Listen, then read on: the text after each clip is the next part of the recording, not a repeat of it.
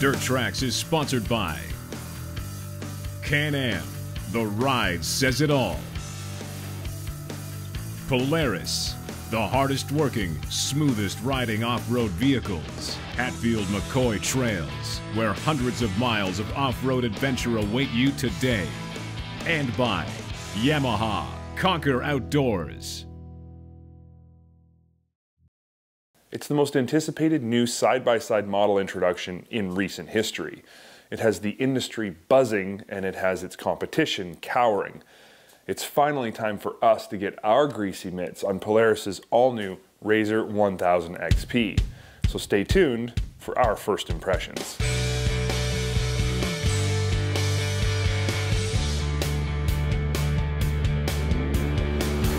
Before we go any further, let's take a second to learn a bit about Polaris's goal and direction for this vehicle, what makes it tick, and what makes it different from anything else on the market.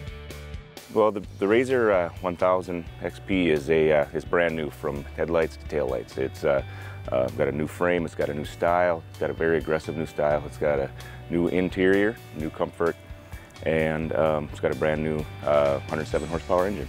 The goal for this project was to deliver an industry-leading off-road vehicle. We're the industry leaders, and we're going to continue to build industry-leading products.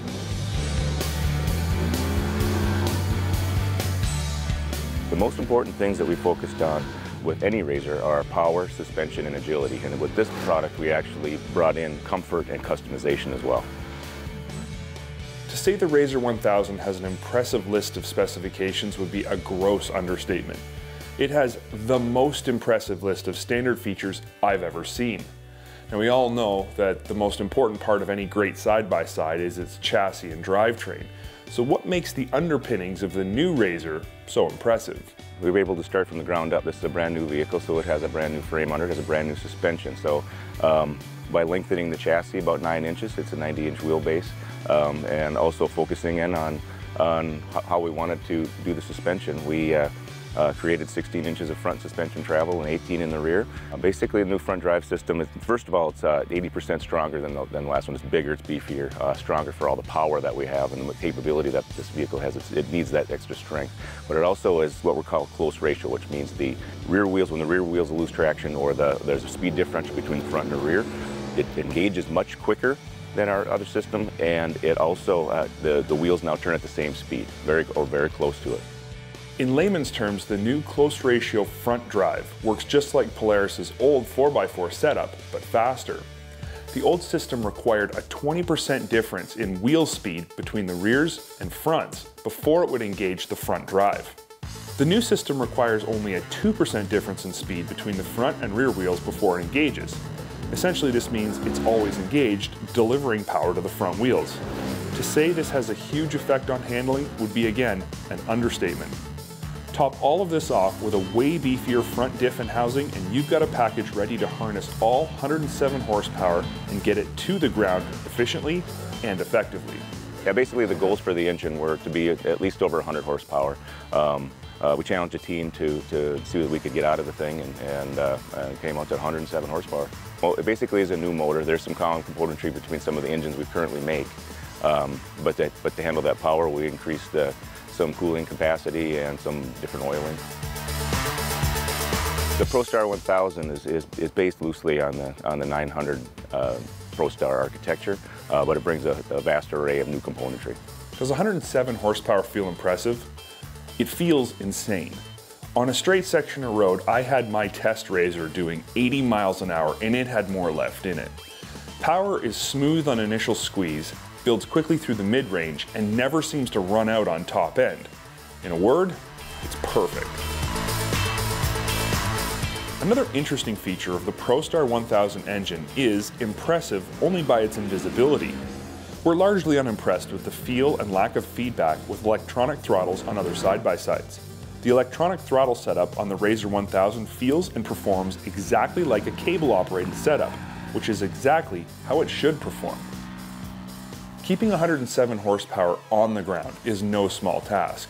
An all-new dual A-arm setup up front yields 16 inches of travel, and an all-new 5-inch extended 3-link trailing arm setup out back yields a staggering 18 inches of travel. But what really sets the Razor XP 1000 apart is its 6 set of Walker Evans needle shocks, 2-inch bodies up front and 2.5-inch bodies in the rear. They feature an exclusive needle anti-bottoming system that drastically increases compression and rebound damping through the last few inches of the shock stroke. The compression increase limits bottoming, and the increase in rebound damping helps limit rear-end pogoing common to many sport side-by-sides. The remote reservoirs on the rear are mounted to the rear down tubes of the roll cage. This keeps them away from the exhaust heat and allows for the easiest adjustment of any side-by-side shock on the market. The look of this vehicle, the new style, we definitely wanted to keep the Razor DNA and part of the family, but we wanted to go for a much more bolder, more aggressive look for the showroom. As far as the comfort goes on this vehicle, we were shooting for all around more ergonomic comfort for the customer and for the rider and the passenger. We updated the seats, we updated the steering wheel, we updated the entire cockpit area, really focusing on ergonomic placements for your feet and adjustability with the seats and overall comfort of the seats. After my day in the dirt with the Razor 1000 XP, I have come away yet again impressed by how Polaris has pushed the pure sport market into another dimension, addressing every complaint we had with their previous model, addressing every area their competition is outclassing them, and throwing in a few tricks just to keep us on our toes. The result? What we feel is the best pure sport side-by-side, the 2014 Polaris Razor 1000 XP. The recreational side-by-side market has grown in double digits for the last 6 years. Not even nagging legal issues or an economic recession could stop this recreational juggernaut.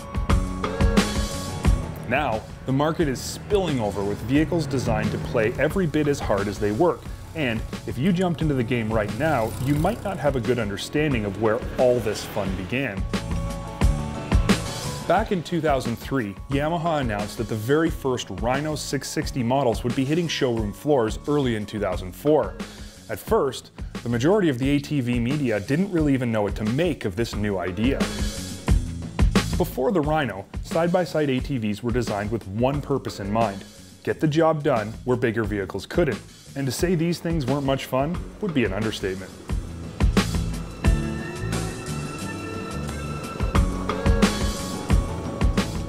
It only took one ride in a Rhino to understand why this was such a great idea. It was capable, useful, and a pile of fun. But more so, it provided a completely different riding experience, even on trails riders were very familiar with. By 2005, Rhino fever had taken hold of the industry. Sales were so good it was difficult to even find a new Rhino at a dealer, and used units weren't selling for much under retail. On top of the Rhino's success all on its own, it also sparked an entirely new aftermarket industry that could supply parts to transform your Rhino into anything from a jacked up mud bogger to a long travel desert racer to anything in between. What happened next was exactly what you would expect. The competition took notice of the potential in this new market and started building competitive vehicles. And while the Rhino held its own for a while, it was eventually overshadowed by vehicles with more power, better ride, and sportier handling. Fast forward nearly a decade. It's 2013, and Yamaha has gone from being praised as the innovator of the fastest growing segment in the industry to being ridiculed for not continuing to improve the Rhino to keep it fresh and relevant. But behind the scenes, they hadn't been sitting still. A new side-by-side had been in the works for a few seasons and is finally ready to be unveiled to the waiting public. It's time to meet the 2014 Yamaha Viking. Front to back, top to bottom, the Viking is a new beast and makes no bones about what it's here to do. Instead of focusing all of their attention on the pure sport market, which is smaller and already hotly contested, Yamaha decided to take the Viking in a new direction and built it from the ground up as a play hard, work harder type of ride. In the process, they addressed some of its sport utility competition's low points, most notably the ability to carry 3 full-size occupants comfortably and safely. When much of its competition has room for only 2, the Viking seats 3. Furthermore, where its 3-seat competition treats the middle passenger like a second-class citizen, The Viking provides a comfortable bucket seat, adjustable handholds and headrest, and a full 3-point seat belt, which means you no longer have to pull straws to find out who has to sit in the middle. It's too easy to look at the sport utility class and simply write them off in favor of higher performance pure sport units. The problem with this mindset is that by doing so, you're overlooking one of the largest classes of side-by-sides on the market. Like it or not, more people are buying side-by-sides to both work and play than ever before.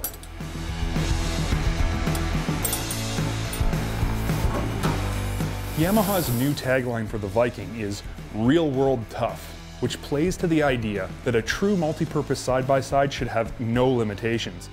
It should be fully capable of doing all the jobs you have set out for it to do during the day, and then also capable of helping you get away from it all out into the wilderness when it's time to relax. Power steering, 8 inches of front and rear wheel travel, nearly 12 inches of ground clearance, huge dumping cargo box, fully featured seating for 3, shiftable 4x4 with a fully locked diff, and Yamaha's proven quality and reliability are what make the Viking capable of living up to its purpose. Everyone knows that specifications and expectations don't necessarily add up to real-world performance. And here at Dirt Trax, we're never happy unless we've found out just how capable a vehicle is on our turf. So next week, Mark is going to do a full test ride on the Viking and find out how it performs both on and off the trail. And AJ's headed to Montana with his Viking to hunt some white-tailed deer in a quest to see if it really does provide the capability and real-world usefulness it promises. So if you want to know the truth, all I can say is stay tuned. Over the past few weeks of Trail Techs, we've been taking you on a behind-the-scenes, very exclusive look at how an aftermarket exhaust is designed, fabricated, and manufactured. 2 weeks ago, we showed you how a company like MBRP benchmarks a stock exhaust system.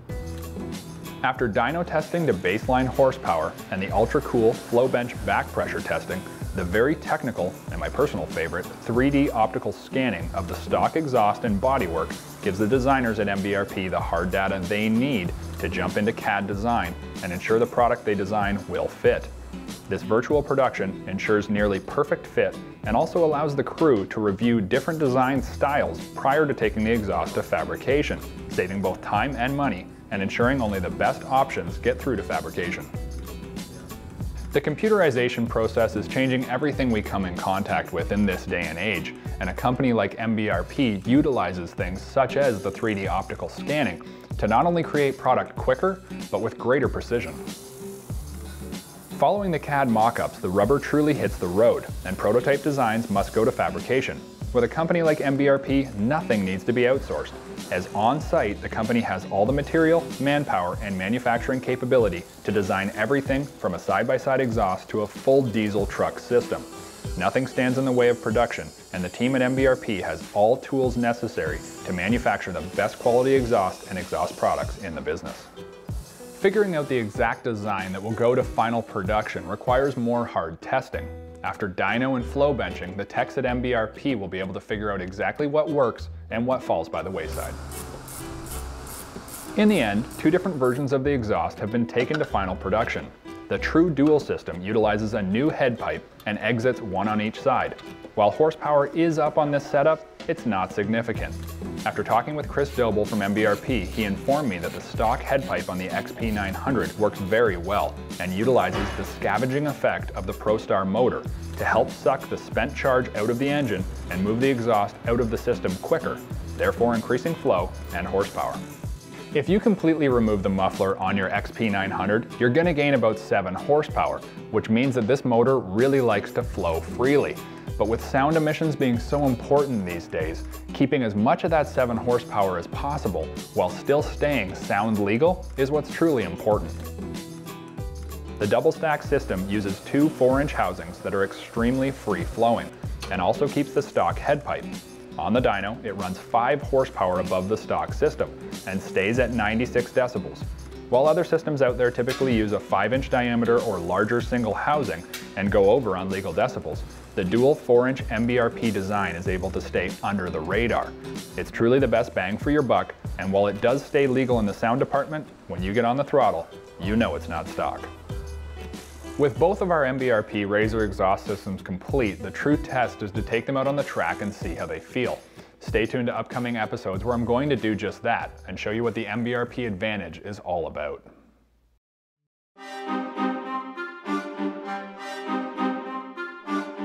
We're pretty hard people to surprise here at Trax.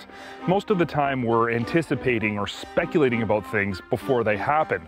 Not because we're psychics or anything weird like that, we just really understand this industry and how it works. And we did anticipate the Wildcat X.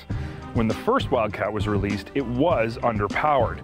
And traditionally speaking, Arctic Cat has never been afraid to throw more power at anything they build to make it more competitive. So when the X was released with 95 ponies, we weren't surprised one bit. But when we finally got a ride in it, it was nothing short of a surprising experience. Why? I'm sure that's the question you're asking. Why would simply throwing more horsepower at the Wildcat surprise us so much? Well, for starters, 95 horsepower is a 23% increase. 23%. That's not incremental, that's not decent, that's amazing.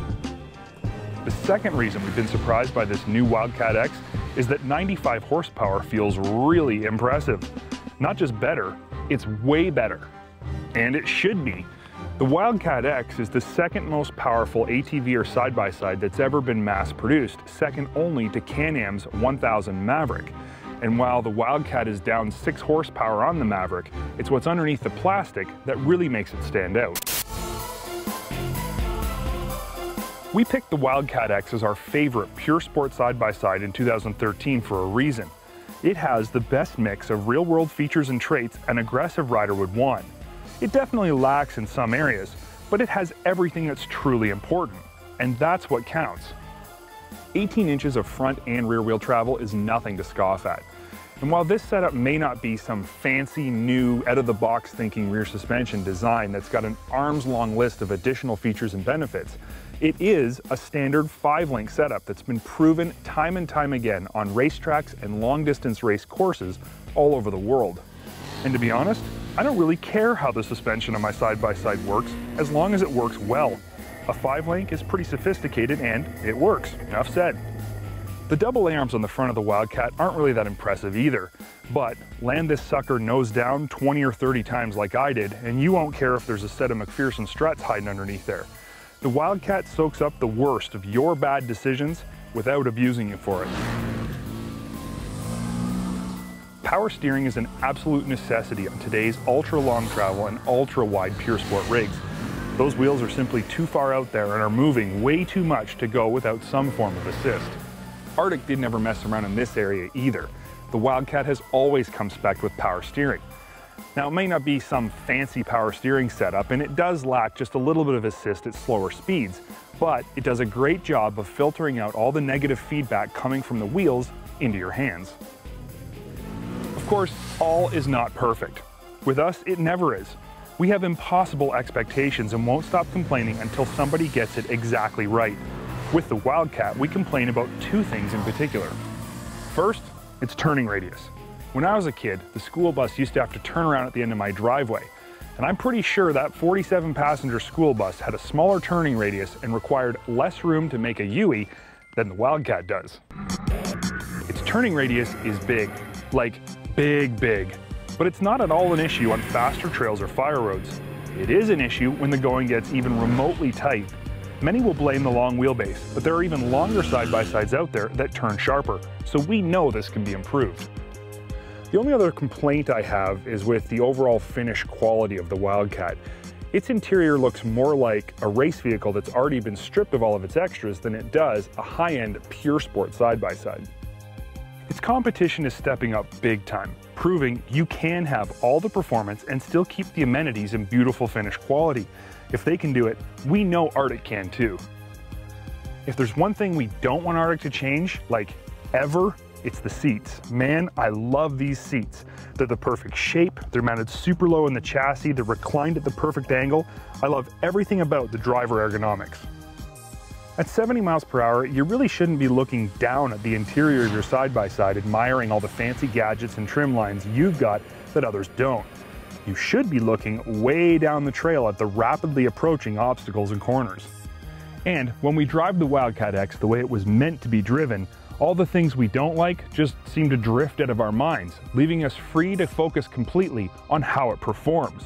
And we have absolutely no complaints about that. A 23% increase in horsepower to a total of 95 have taken the Arctic Cat Wildcat from mild to truly wild.